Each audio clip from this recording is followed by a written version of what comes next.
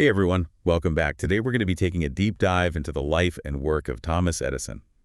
I know you're out there and interested in a concise and accurate look at who he was and what he did, so let's get to it. I think most people know him as the light bulb guy. We're going to find there's much more to uncover. Well, I think what's fascinating about Edison is he was just this bundle of contradictions. He was this brilliant innovator, a relentless workaholic, and sometimes a pretty fierce competitor. You know, that's so true. And one of the things that surprised me getting into this was how he even got his start.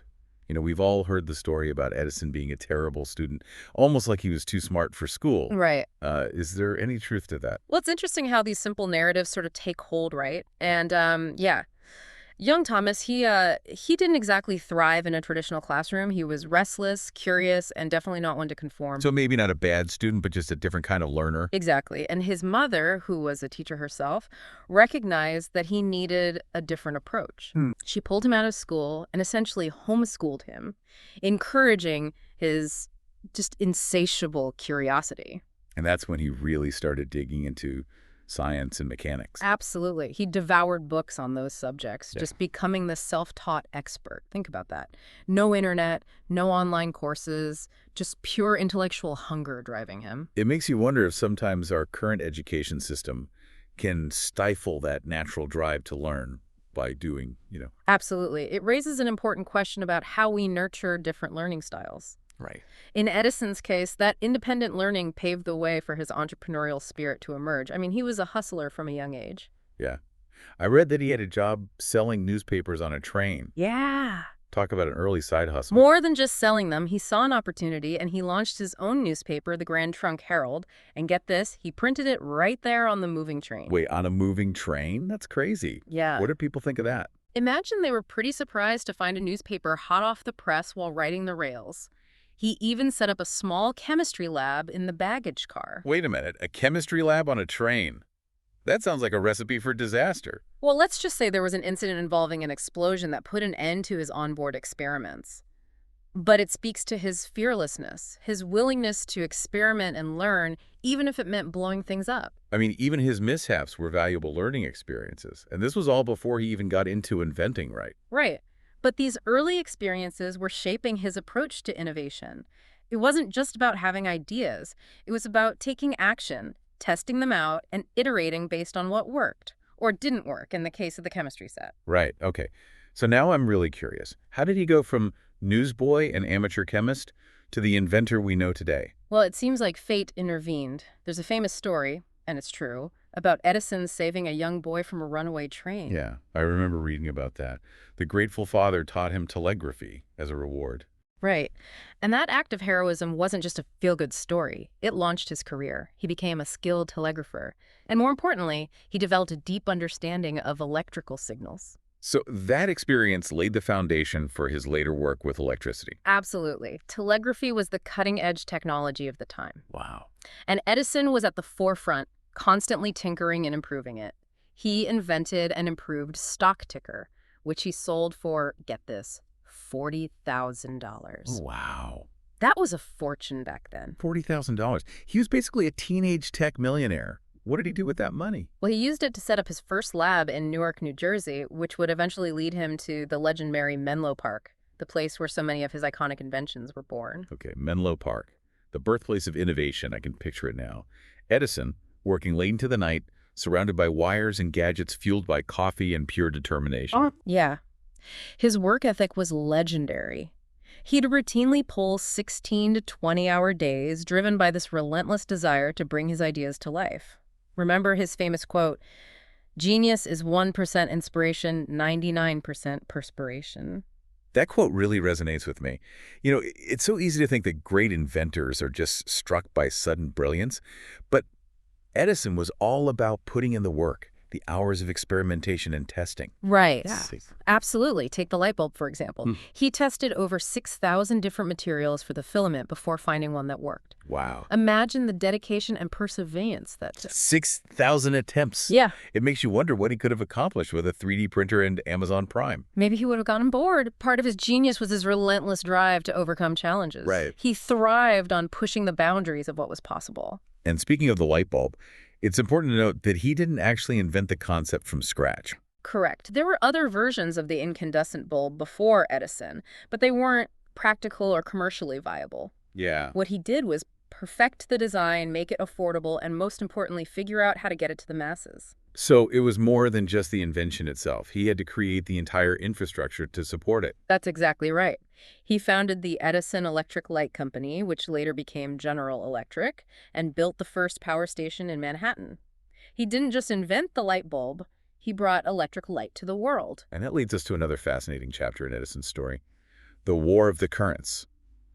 His rivalry with Tesla and Westinghouse over which type of electricity would power the world. Ah, yes. The clash between Edison's direct current, or DC, and Tesla and Westinghouse's alternating current, or AC, Uh-huh. it was a battle of ideas, and Edison was not one to back down from a fight. This is where Edison's competitive spirit really takes center stage. And, I'm curious to understand, like, what fueled this rivalry and how it shaped the future of electricity. Well, Edison was deeply invested in direct current, or DC, as the standard for electrical distribution. He built his entire infrastructure around it, and he genuinely believed it was the safer option, especially for homes. But wasn't alternating current, or AC, the system that developed by Tesla and Westinghouse, ultimately the one that prevailed? Yes, but not without a fight.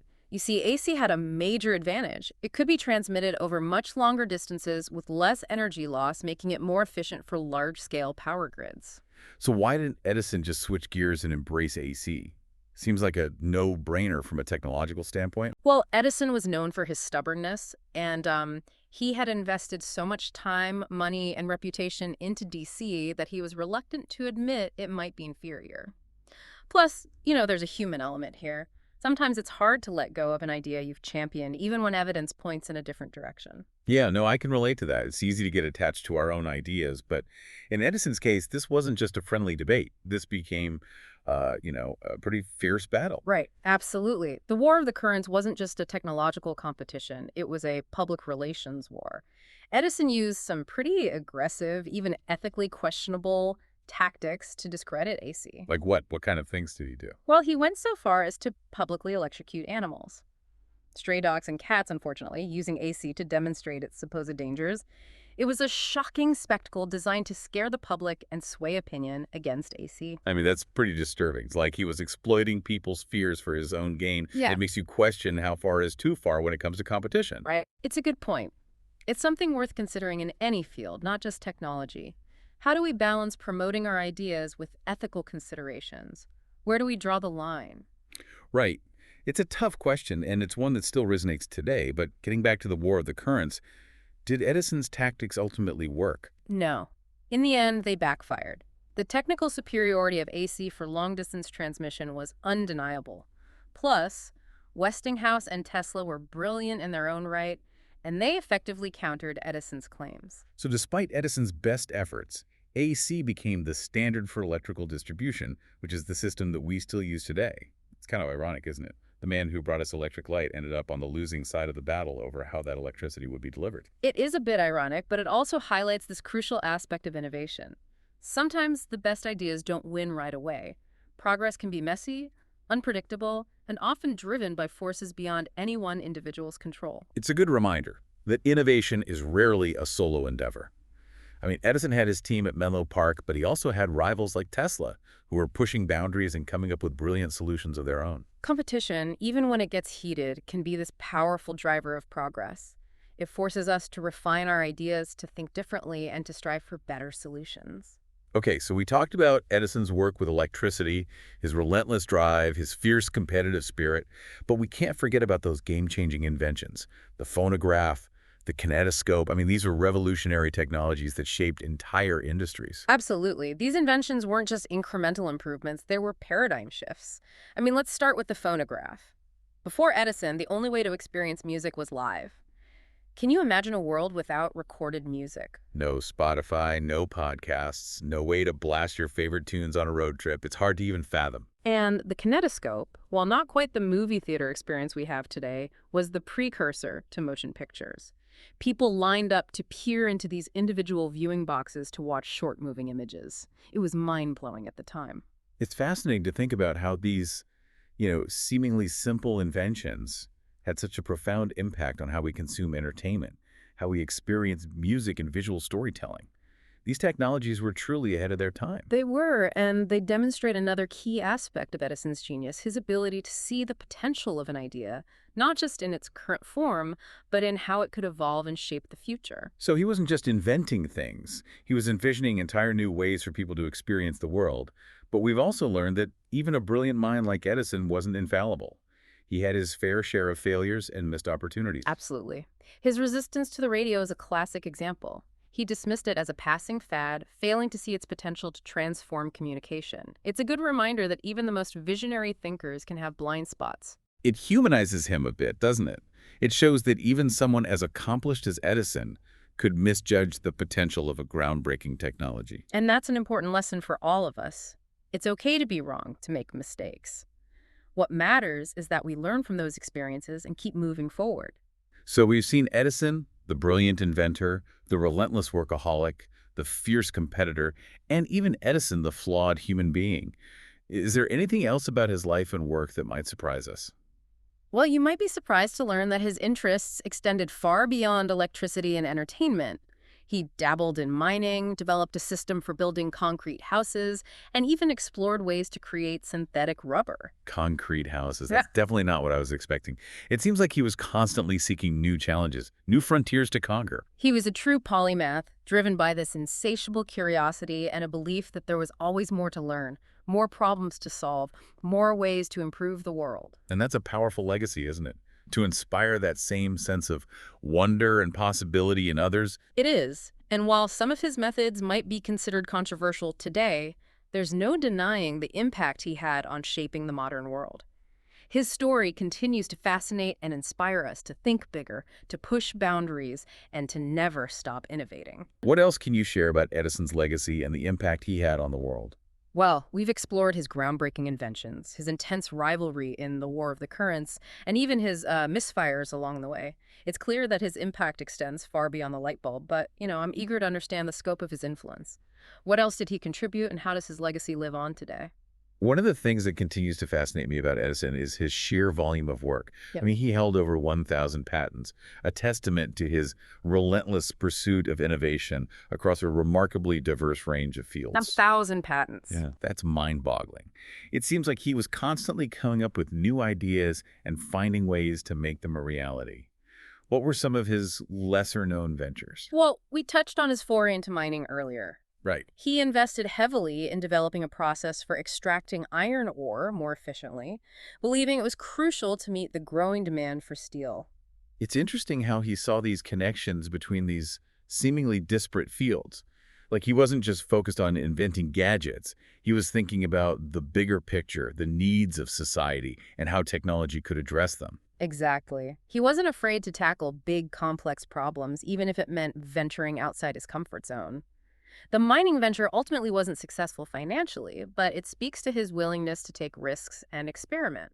And it reinforces that idea that failure is a part of the process. Even someone as brilliant as Edison didn't bat 1,000. Precisely. It's those failures, those setbacks, that often teach us the most valuable lessons. It's about learning, adapting, and continuing to move forward, and Edison certainly embodied that spirit. You mentioned earlier that he also explored building concrete houses. Mm-hmm. That seems like a pretty radical departure from his work with electricity. Hmm. What was he trying to achieve with that?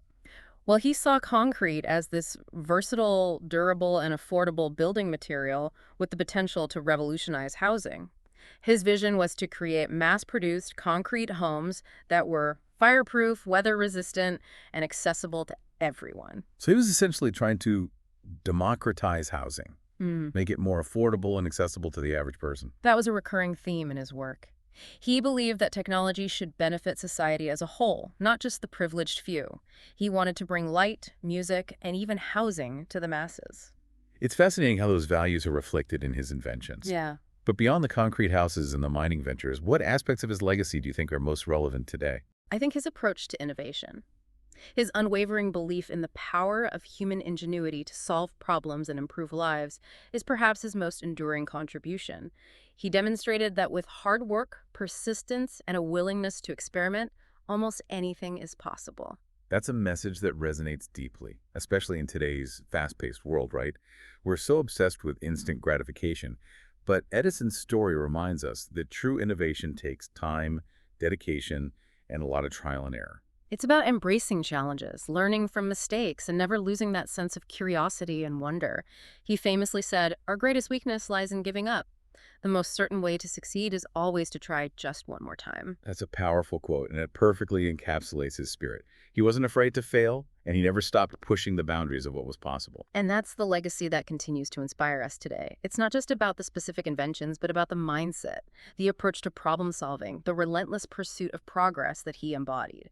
Well, I think we've done a pretty thorough job of illuminating the life and legacy of Thomas Edison. From his humble beginnings to his groundbreaking inventions and his complex character, we've uncovered a wealth of fascinating insights. We've seen how his relentless drive, his unwavering belief in the power of innovation, and his ability to connect these seemingly disparate ideas shape the world we live in today. And while he wasn't without his flaws, there's no denying the profound impact he had on human progress.